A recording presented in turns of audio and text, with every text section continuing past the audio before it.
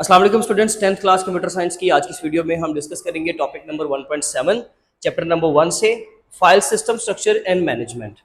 Actually इसके अंदर हम लोगों ने फाइल मैनेजमेंट के बारे में पढ़ना है कि फाइल मैनेजमेंट क्या होता है, उसका स्ट्रक्चर एंड मैनेजमेंट, उसको मैनेज कैसे किया जाता है, इन तमाम चीज़ों के बारे में। देन हम कुछ इंपॉर्टेंट टर्म्स हैं, files, folder, Meta data and file systems, उसमें कुछ हम फाइल सिस्टम्स जो इंपॉर्टेंट हमारी बुक में लिखे हुए हैं वो फाइल सिस्टम्स को डिस्कस करेंगे।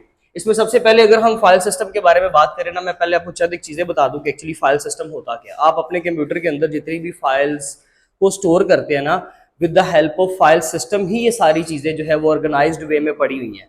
अगर मिसाल के तौर पे आपने एक पिक्चर डाउनलोड की है तो वो डाउनलोड के फोल्डर में गई है। अगर आपने एक स्क्रीनशॉट लिया है तो प्रॉपरली वो पिक्चर्स का फोल्डर बना होता है, वहां पर चला जाता है। इसी तरह से हम लोग जब कोई MP3 कोई ऑडियो अगर लेट से डाउनलोड करते हैं तो उसका एक पर्टिकुलर एक फोल्डर है जहां पर जाके उसने मेमोरी के ऊपर जाकर स्टोर हो जाना है।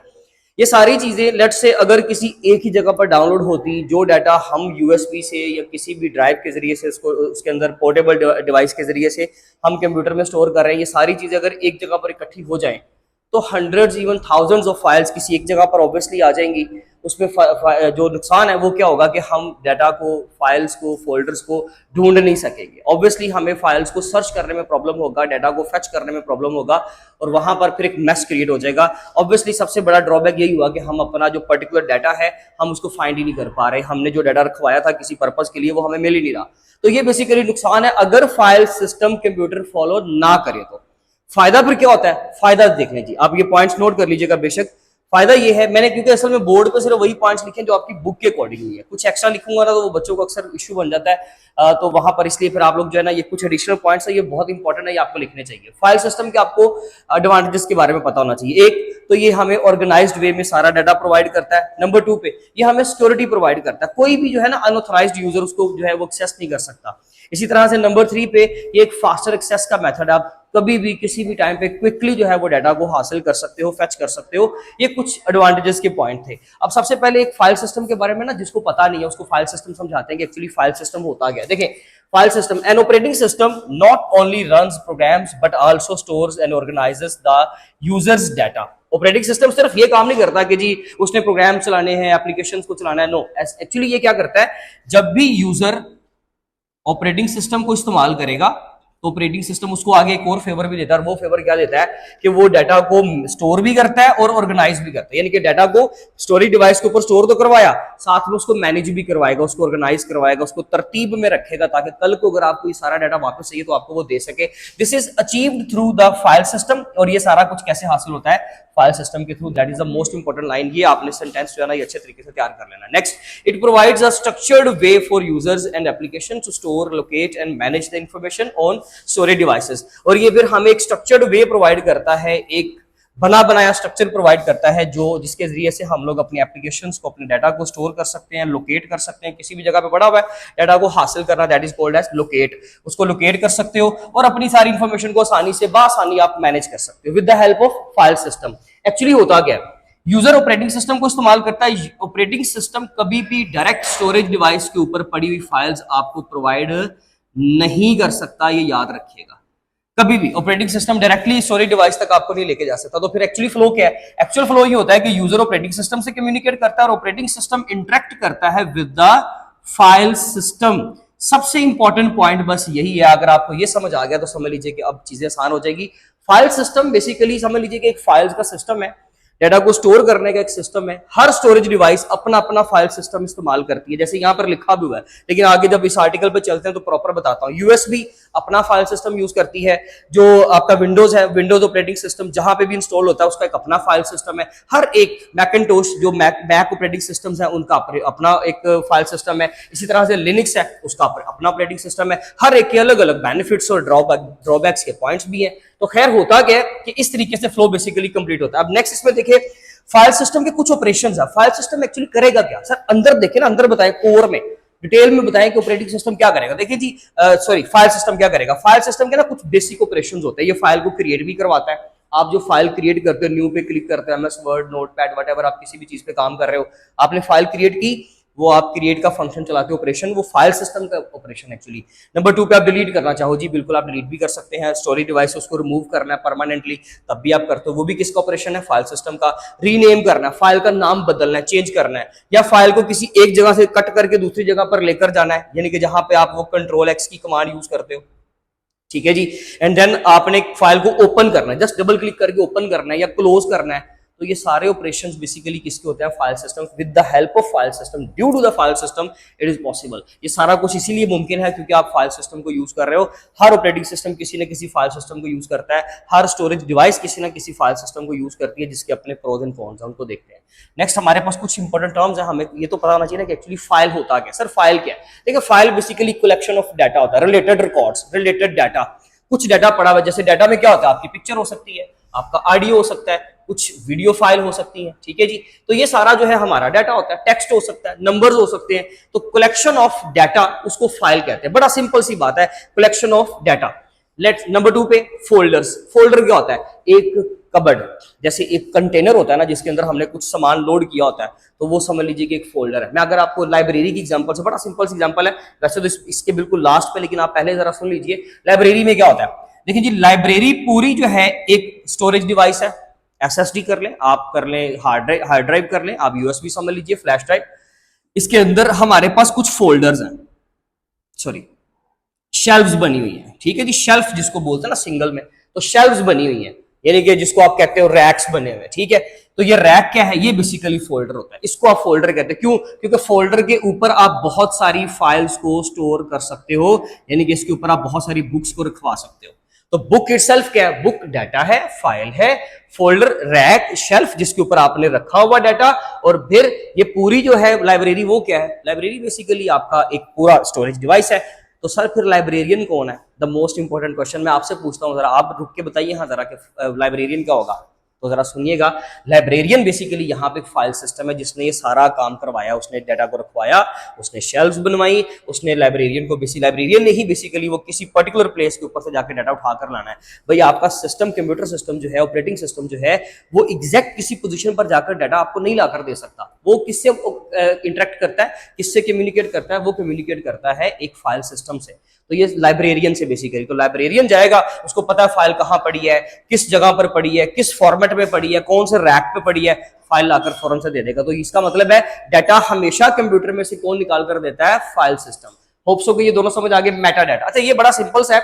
मेटा डाटा का कॉन्सेप्ट कुछ इस तरह से है कि जो फाइल्स और फोल्डर की डिटेल होती है ना, कि फाइल कितने साइज की है, फोल्डर कितने साइज का है, इसके अंदर जो है वो डाटा कौन सा पड़ा हुआ है, किस टाइप का डाटा है, उस फाइल, जो भी फाइल्स पड़ी है, फाइल्स की टाइप क्या है, फाइल की एक्सटेंशन क्या है। क्योंकि एक फाइल जो होती है, एक बहुत इंपॉर्टेंट चीज बताने लगा हूं, फाइल की ना हमेशा एक एक्सटेंशन होती है। जैसे लेट से मेरी एक फाइल है, उसमें मेरा नाम लिखा हुआ है, लेट से चले जी एकेडमिक्स लिखा हुआ है, लेट से, ठीक है जी, एकेडमिक्स, ये फाइल का नाम है। देन डॉट और फिर जेपीजी। तो ये जेपीजी जो है बेसिकली फाइल एक्सटेंशन है, जो बताती है कि फाइल के अंदर क्या चीज है। जेपीजी किसकी एक्सटेंशन होती है? पिक्चर की।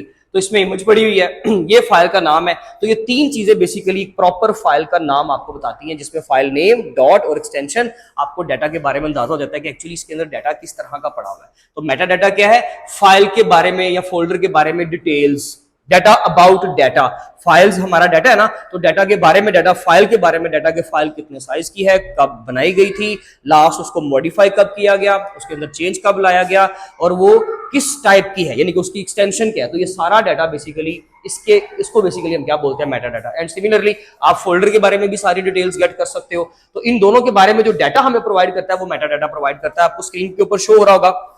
अब इसमें हम लोगों ने लेट से क्या किया जी, इसमें हम लोगों ने सिंपली एक फाइल या फोल्डर जो है माई इमेज के नाम से आपको शो हो रही है फाइल, उसके ऊपर आप राइट क्लिक करेंगे, तो राइट क्लिक करके आप प्रॉपर्टीज में जाएंगे। प्रॉपर्टीज में जाएंगे तो जब आप प्रॉपर्टीज को ओपन करेंगे, देन जो आपको एक पूरी स्क्रीन शो हो रही है, इसमें देखिए आपको हर चीज नजर आ रही है कि फाइल की टाइप क्या है, इसके अलावा ये किस डेट को बनाई गई। तो इसके मतलब कि हमारे पास कुछ बेसिक जो इन्फॉर्मेशन है ना, कि फाइल का साइज कितना, ये सारी इन्फॉर्मेशन हमारे पास आ गई।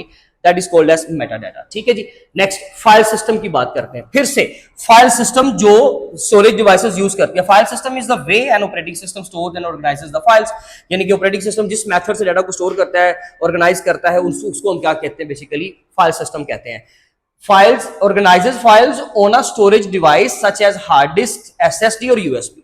तीन तरह के डिवाइस है, मेमोरी कार्ड भी आप शामिल कर लें, हमारे पास डिफरेंट टाइप्स की स्टोरेज डिवाइसेस होती हैं। अब इनके ऊपर हर तरह का फाइल सिस्टम जो है आपके सामने है। देखिए जी, यूएसबी जो है ना वो FAT32 file allocation table, file allocation table 32 means के ये 32 बिट स्ट्रेटजी यूज करती है ना बेसिकली। इतना डेप्थ में जाने की जरूरत नहीं है, लेकिन चले आप याद करने की हद तक इसको देख लें कि 32 बिट स्ट्रेटजी वो यूज करती है डाटा को, यानी कि 32 बिट के फॉर्म के अंदर डाटा को स्टोर करती है। तो फाइल एलोकेशन टेबल ये यूएसबी इस्तेमाल करती है। इसमें लेस देन 4 GB का डाटा आप जस्ट अपलोड कर सकते हो। अगर एक फाइल 10 GB की है ना और वो यूएसबी आपकी FAT32 सिस्टम के ऊपर काम करती है, फाइल सिस्टम FAT32 है, तो वो 4 GB से बड़ी फाइल आपसे एक्सेप्ट ही नहीं करती। आप समझ लीजिए ये पुराना रवायती निजाम है, एक पुराना सिस्टम है जो इस्तेमाल होता है। इससे अच्छा सिस्टम कौन सा है? NTFS, new technology file system. NTFS stands for new technology file system used by Windows operating system.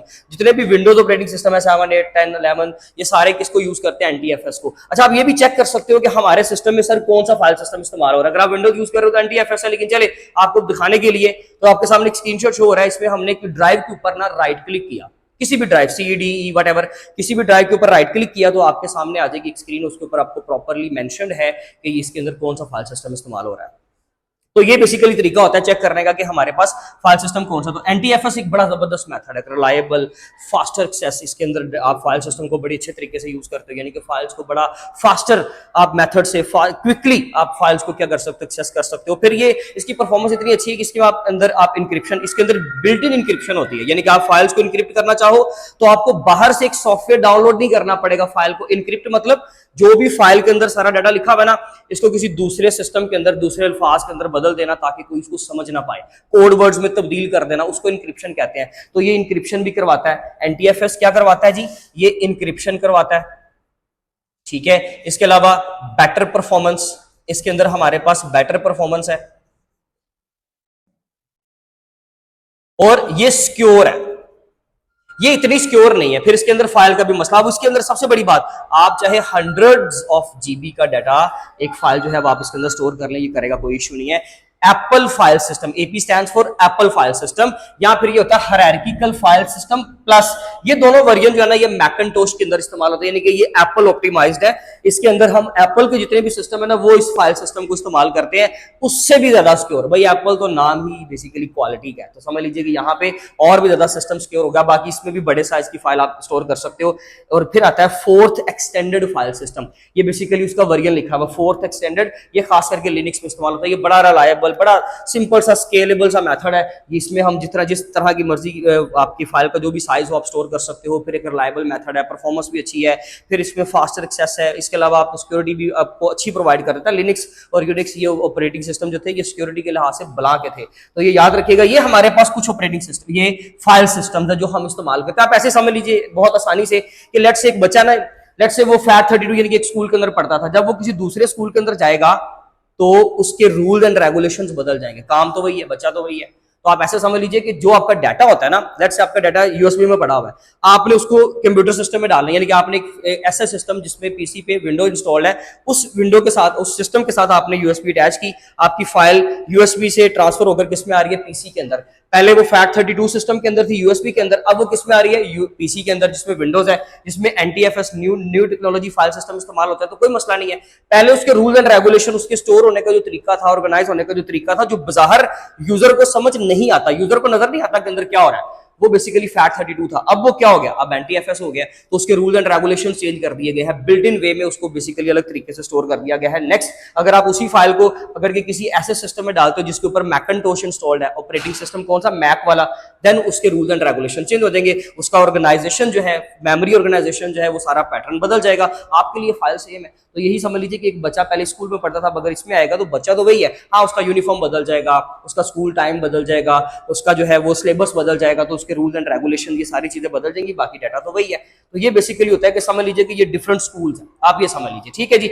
अच्छा, इसी तरह से अब हमारी बुक में लास्ट इसके ऊपर एक एग्जांपल है कि आप मिसाल के तौर पे एक पिक्चर कैप्चर करते हो, उसको स्टोर करते हो, तो वो पिक्चर किस तरह से स्टोर होगी, कहाँ पे स्टोर होगी, एक्सटेंशन कैसे मैनेज की जाएगी, वो सारा कुछ मैनेज कौन करता है? File system. और उसमें खास करके आपकी कौन सी एग्जांपल है? प्लस लाइब्रेरी की एग्जांपल है। एक लाइब्रेरियन एक फाइल सिस्टम है और वो आपकी बुक्स आपके डाटा को मैनेज करता है और किसी भी पर्टिकुलर प्लेस से उठाकर कहाँ पर रखना है, कैसे फैच करवाना है, ये सारा कुछ मैनेज करता है आपका लाइब्रेरियन यानी कि आपका file system. Hope so clear हो गया होगा।